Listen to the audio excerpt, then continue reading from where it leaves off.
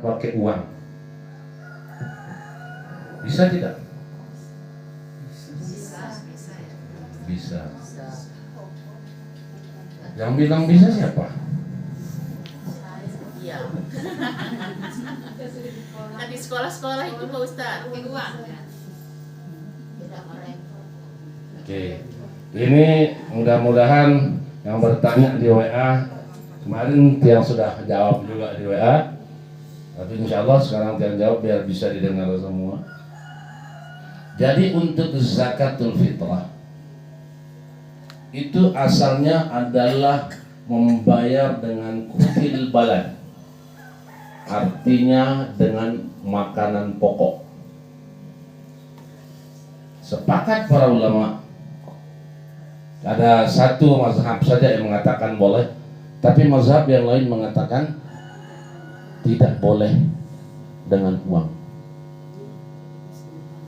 harus dengan makanan pokok. Kecuali kita bilang kita misalnya tidak punya beras, saya suruh andu ini, saya kasih andu uang, belikan beras, pakai fitrah.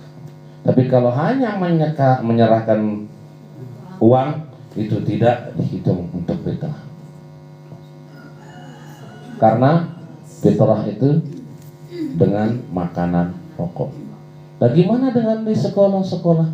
Kalau bisa difitrahkan lagi di rumah, dan itu anggap sedekah, ibu tidak akan bangkrut dengan hanya mengeluarkan berapa puluh ribu, selain ribu, atau mungkin 30.000 sekarang. Kalau bisa difitrahkan, anggap itu disedekahkan. Kalau punya anak 3, berarti 90, anggap 100.000. Allah insya Allah akan ganti berlipat-lipat. Nah, ini pendapat para ulama. Ini bukan pendapat Tiang, ini pendapat para ulama. Jadi fitrah itu dengan kutil balad, artinya dengan bahan makanan pokok. Kalau dulu di Makkah makanan pokoknya gandum sama kurma. Kalau kita beras. Nah, jadi harus pakai beras. Tapi jangan pakai beras raskin. Kita saja makan tidak mau. Tiba-tiba fitrah pakai raskin. Kalau mau yang lebih mahal, karena pahalanya akan lebih banyak. Ada yang mau bertanya lagi, silakan. Assalamualaikum warahmatullahi wabarakatuh. Waalaikumsalam. Ngiring.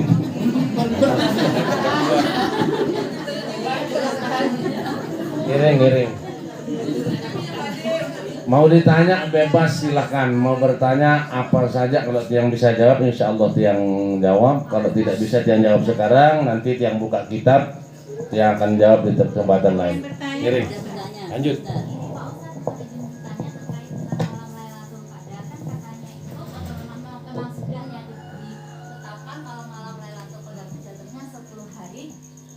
Menjelang berakhirnya Ramadan. Nah, ingin saya tanyakan, apakah malam Lailatul Qadar setiap manusia itu sama atau berbeda-beda, Pak Ustadz? Jadi apakah Lailatul Qadar itu memang ditentukan di 10 malam terakhir, dan ada riwayat mengatakan di malam-malam ganjil. Tetapi ada juga pendapat bahwa mulai dari tanggal 1 sampai tanggal 30. Yang penting di bulan Ramadan. Kalau tidak tanggal 1 ya tanggal 2, kalau tidak tanggal 2 ya tanggal 3 dan selanjutnya. Untuk apa? Kalau Tiang sendiri menganggap dia selama Ramadan itu, kita cari hanya 30 hari kok. Ya anggap saja sekarang 10 malam terakhir, kita potong dengan malam ganjil. Apakah setiap orang mempunyai Lailatul Qadar malam-malamnya beda-beda? Maksudnya tidak. Malam Lailatul Qadar itu hanya 1 malam di bulan Ramadan. Kalau turun di tanggal 21, ya tanggal 21 untuk semua. Cuma yang menjadi pertanyaan, apakah Lailatul Qadar itu berlangsung sepanjang malam ataukah hanya sebagian waktu malam saja? Nah, ini yang ulama berbeda pendapat. Dari mana beda pendapatnya? karena mereka menerjemahkan kata lailan. Kalau kata malam di dalam bahasa Arab itu mulai dari tenggelam matahari sampai terbit fajar siddiq. Itu namanya malam, berarti sepanjang malam. Tetapi ada yang mengatakan, ulama yang lain mengatakan hanya sebagian waktu malam saja. Dari mana itu diambil? Karena diambil dari perkataan lailan di dalam surah Al-Isra.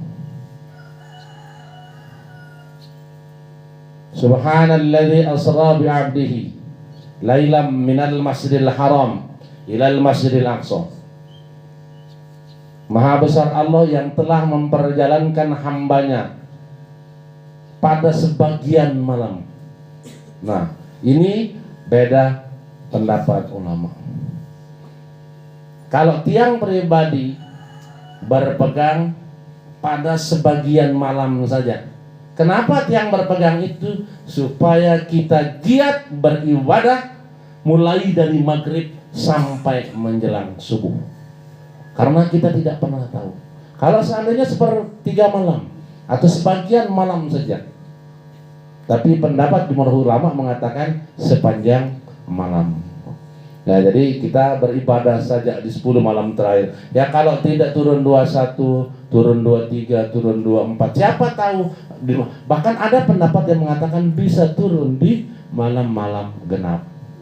Yang penting 10 malam terakhir kita kencangkan ikat pinggang, kita beribadah. Karena Rasulullah dalam bahasa hadisnya mengikatkan ikat pinggangnya melaksanakan ibadah, membangunkan istri beliau, dan mereka dan Rasulullah SAW tidak pernah menjumpai, artinya mendatangi istrinya 10 malam terakhir.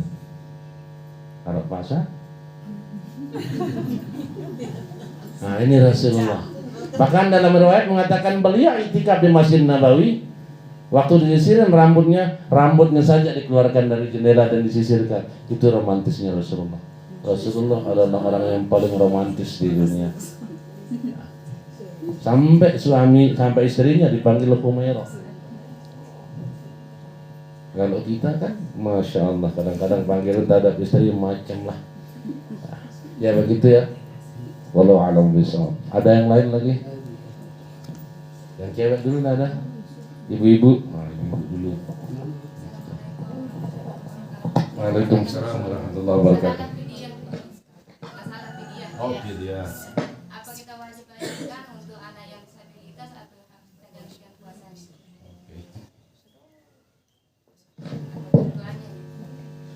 Ini dalam tanda kutip anak yang berkebutuhan khusus, kalau bahasanya sekarang mungkin ya. Nah, apakah itu harus dibayarkan atau diganti puasanya? Yang membayar fidyah adalah yang sudah jelaskan orang yang sakit dan yang kira-kira sakitnya itu kemungkinannya tidak akan sembuh. Kalau dia kira-kira sembuh, itu harus diganti. Tetapi misalnya sekarang dia masih dalam keadaan sakit, maka dibayarkan fidyah dulu. Tetapi kalau besok misalnya sembuh, maka puasanya diganti. Karena sakit semuanya adalah kemauan dari Allah Subhanahu wa taala, bukan dari kita. Tetapi kalau dia tidak mampu lagi untuk berpuasa besok karena misalnya banyak sekian tahun, maka para ulama pun berbeda pendapat. Boleh membayarkan fidyah saja selama dia sakit itu. Tetapi kalau setelah sembuh nanti dia harus berpuasa lagi, jangan kebiasaan tidak berpuasa, dan itu harus dibayarkan fidyah. Itu yang Ibu. Ada yang lain? Jadi sekarang cukup dibayarkan fidyah saja. Yang selama dia disabilitas sakitnya, selama itu kita bayarin fidyahnya? Iya. Kalau dia sudah balik.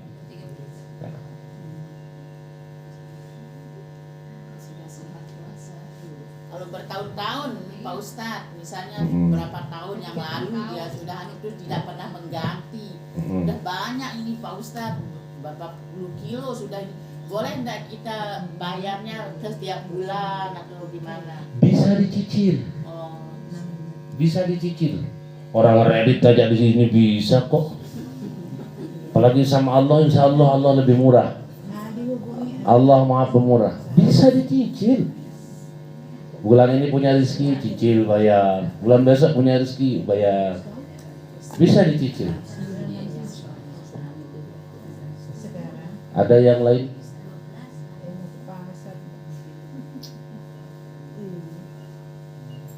Bagaimana kalau orang gila? Bayar tidak fidyah? Bayar tidak orang gila. Kalau ibu tidak mau puasa gampang, tidak mau bayar fidyah gampang. Gila. Bebas. Tidak puasa, bayar fidyah. Karena mereka tidak kena dengan hukum. Mau dia gila.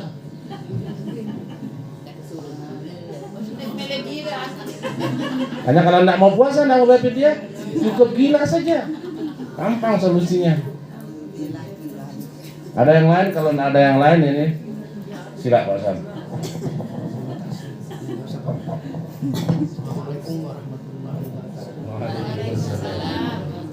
Jadi pertanyaan pertama tadi masalah zakat fitrah. yang suara terpasang. Masalah zakat fitrah. Ya. Mana yang lebih baik sebutan hamba Allah atau sebut namanya langsung? Itu yang pertama. Yang Fitrah hamba Allah. ya? Fitrah hamba Allah. Atau sebut nama. Serahkan zakat fitrah dari hamba Allah. Mana lebih baik sebutan dari hamba Allah atau sebut langsung namanya? Itu yang pertama. Yang kedua masalah Isra dan Mi'raj. Jadi perjalanan Rasulullah menuju panggilan itu sampai kedatangan malaikat Jibril. Pertanyaan saya, malaikat Jibril mengajak Rasulullah pergi ke taman-taman itu. Di sana ada taman surga dan neraka. Dan pertanyaan saya Pak Ustadz, di neraka itu kebanyakan perempuan. Dosa apa ibu-ibu itu sampai banyak di neraka itu? Itu. Ini saya ini mohon maaf terakhir pertanyaan. Karena banyak utang sediakan makanan untuk suami. Dilihat sama Rasulullah diperintahkan sama malaikat itu di neraka itu banyakkan perempuan.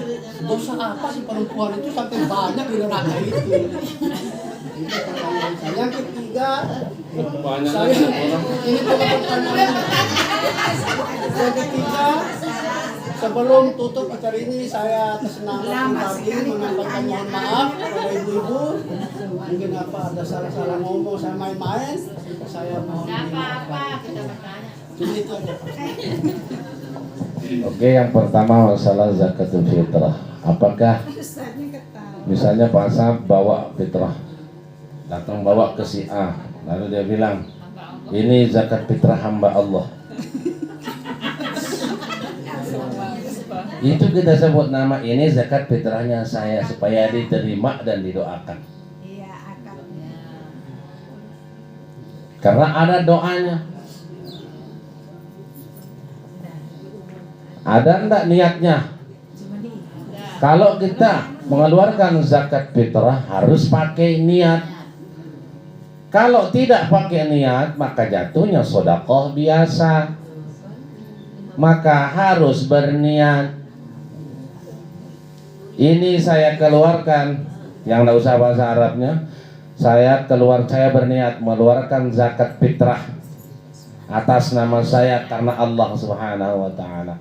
Saya berniat mengeluarkan zakat fitrah atas nama istri saya karena Allah taala. Saya mengeluarkan zakat fitrah atas anak saya bernama si fulan karena Allah. Sebutkan namanya. Yang pertama.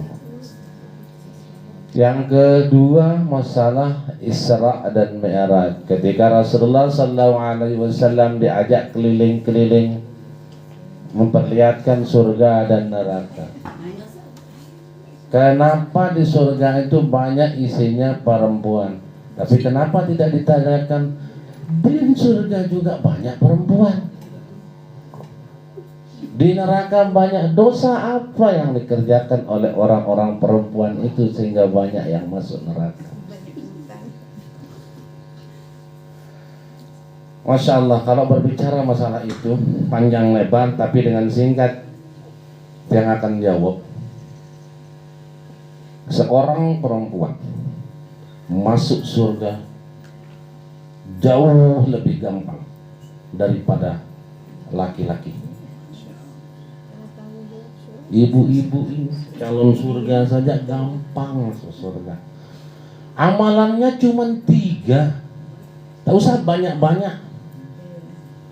Sholat wajib 5 waktu, puasa Ramadan, yang ketiga berbakti kepada suami. Cuman 3 Berarti saja. ditanggung suami kakak itu banyak dosa. Cuman 3 saja. Puasa sunat tidak perlu kalau suami tidak ngizinin. Sholat sunat dipanggil sama suami, putus sholat sunat. Tapi sholat wajib jangan. Bagaimana cara menjawab kalau suami manggil ketika sholat? Ya begitu ruku, ya atau yang tidak, ya Allahu Akbarnya dibesarin. Allahu Akbar, saya punya beb sayang, ternyata dia sholat. Karena apa? Ada orang yang alim. Ceritanya Jurais, pernah dengar? Jurais itu orang alim, pemuda yang sangat alim. Tetapi ketika dia sholat sunnah, dipanggil sama ibunya, "Ta'al ya Jurais." Jurais ini, dia tidak menyaut-nyaut si Jurais. Kemana Jurais? Padahal dia anak yang paling berbakti, anak yang bakti, anak yang soleh. Akhirnya ibunya kesal, didoakan. Ya Allah, kata ibunya berdoa, jangan matikan Jurais sebelum dia dipermalukan di muka dunia ini. Itu kata ibunya berdoa. Makanya ibu-ibu kalau marahin anak jangan salah-salah doa. Akhirnya betul didengar doa ibunya oleh Allah Subhanahu wa taala. Akhirnya Jurais datang mengganggu dan sebagainya, macam digoda dengan minuman keras, dia tidak bisa, semuanya tidak bisa. Akhirnya diupalah seorang perempuan yang telah hamil sama pengembala kambing. Akhirnya datang ke Jurais dan mengatakan di kampung itu bahwa ini perbuatan Jurais. Ternyata engkau selama ini ya Jurais alim pura-pura saja, ternyata ini kelakuan.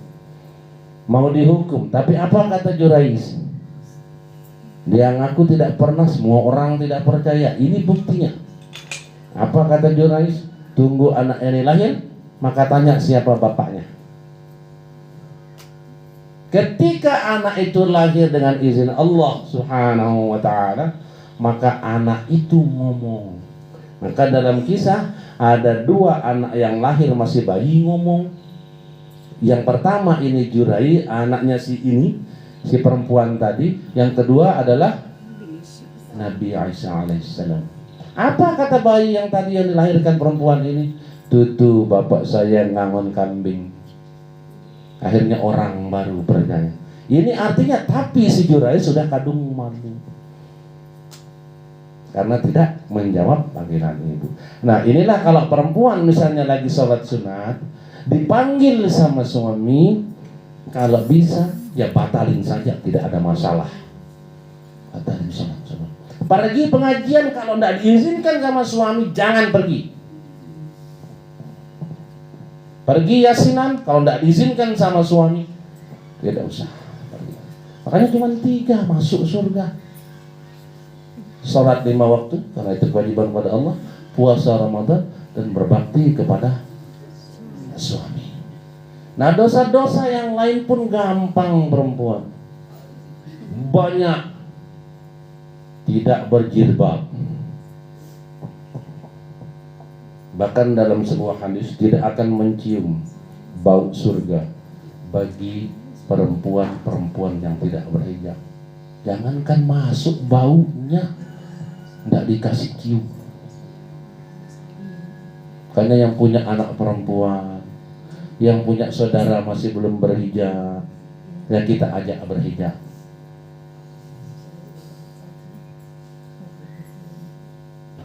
Jadi banyak dosa-dosanya, apa salah satunya hijab.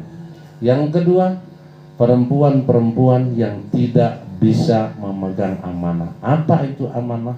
Kadang-kadang mereka menceritakan suaminya sendiri. Suami saya ngasih uang belanja cuma 50.000. Itu diceritakan sama orang, Masya Allah. Itu sudah dosa besar. Udah durhaka sama suami. Ada enggak kira-kira yang ceritain? Insya Allah nggak ada. Oh, insya Allah enggak ada, mudah-mudahan tidak ada. Bahkan masalah rumah tangganya diceritain sama orang. Ya Allah, la haula wala quwwata illa billahil aliyil azim. Dosa apa lagi? Tidak mendengar perkataan suami, misalnya yang buatin kopi pihak bemesak itu sudah berdosa. Kadang kalau dikirain suaminya iya ya enggak apa-apa kan Pak Ustaz. Kalau suaminya ikhlas tidak ada masalah. Kalau suaminya tidak ikhlas sambil buat nah itu ibu sudah dosa. Kalau suaminya ikhlas tidak ada masalah. Tapi kalau tidak ikhlas, nah ini pasti ibu berdosa. Kalau misalnya disuruh buat sambil ngomel-ngomel isinya piak ben mesak sak mono-mono mesti kerah aja itu doang. Sambil wah sudah gedek-gedek suami. Kalau ada rasa sakit hatinya suaminya di situ, ibu berdosa. Kalau dia ikhlas buat, oh ya enggak apa-apa nanti saya buat sendiri dengan ikhlas, enggak ada masalah. Tapi ketika dia tidak ikhlas, nah ini dia masalahnya. Tapi kalau kita minta bantuan kan enggak apa-apa Pak Ustadz. Enggak boleh. Saling membantu, iya. Namanya suami istri pasti harus saling membantu. Maksudnya nyuruh Bahkan tugas-tugas seorang suami. Nah ini sekarang ibu-ibu saya bela. Saya bela ibu-ibu. Nyuci tugas siapa? Suami punya tugas. Menyuapi istri itu tugas suami, kasih makan ke istri juga. Saya cuci piring kan. Saya nggak mau pakai lipat, cuma tadi ada satu tadi suruh buatkan kopi itu buat sendiri. Nah itu aja. Makanya perempuan ini disebut oleh Rasulullah itu mulianya 3 kali dibandingkan bapak. Ditanya kepada siapa saya berbakti? Ibu. Yang kedua, ibu. Yang ketiga, ibu. Baru berarti 3 ibu, 1 bapak. Kok nggak ibu?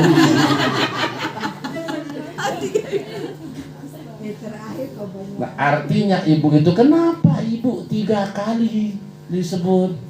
Karena ada 3 pekerjaan ibu-ibu yang tidak bisa dikerjakan oleh laki-laki. Mengandung, melahirkan. 1, mengandung. 2, melahirkan. Bisa cowok mengandung? Nggak bisa. Melahirkan bisa? Yang ketiga apa? Menyusui. Ini pekerjaan yang tidak bisa dikerjakan oleh laki-laki, maka perempuan disebut 3 kali oleh Rasulullah SAW. Apa sekali ini mulianya perempuan di dalam Islam. Dan dosa pun cepat, masuk surga pun gampang. Hanya mulai sekarang kalau disuruh sama suami buat kopi, ya jangan ngambek-ngambek lah, buatin pahala besar. Pergi ngaji, pergi ta'lim, pergi yasinan. Kalau tidak diizinkan sama suami, lebih baik peset otak semamu, peset main, belian pahalin. Salah sih, peset pada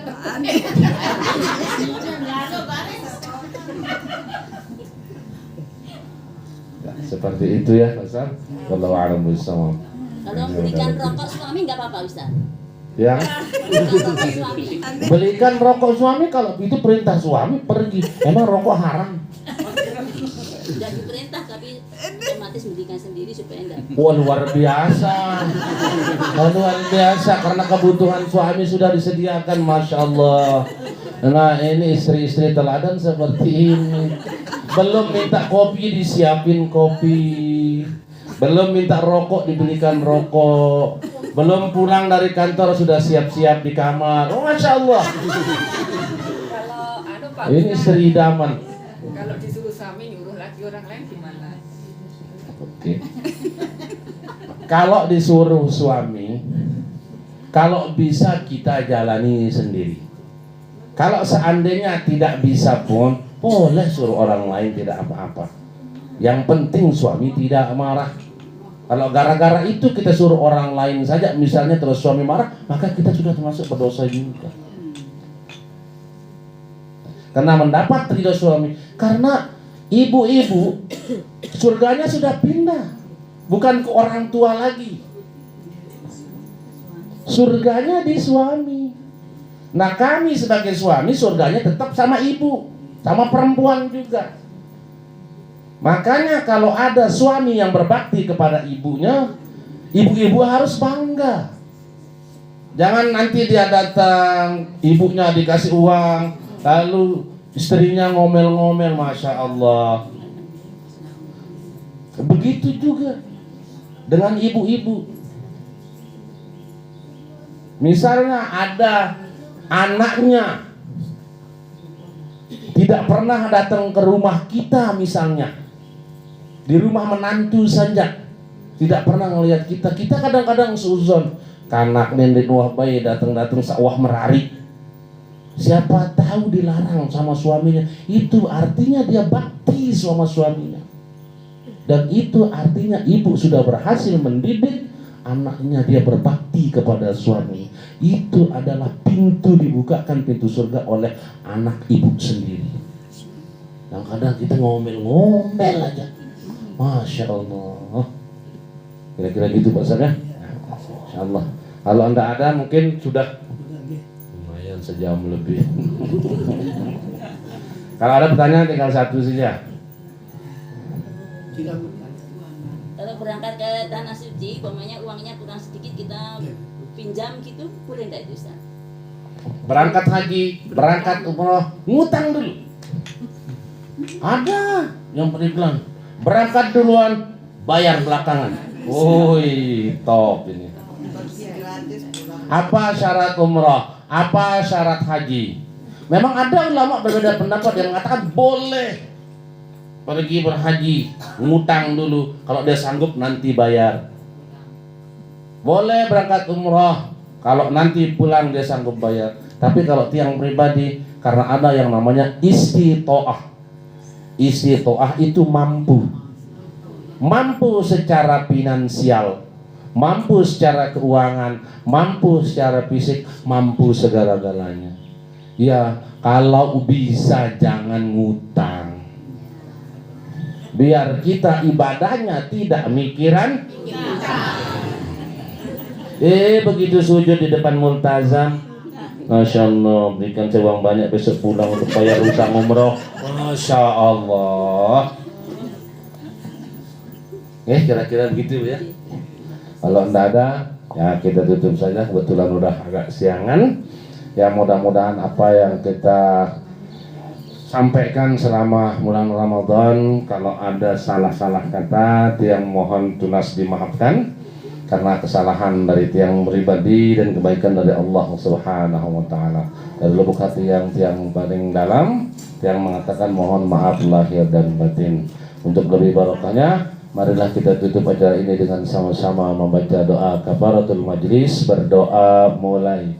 Subhanakallahumma wa bihamdika asyhadu an la ilaha illa ant astaghfiruka wa atubu ilaik. Wallahul muwaffiq wal hadi ila sabilir rasyad. Wassalamualaikum warahmatullahi wabarakatuh.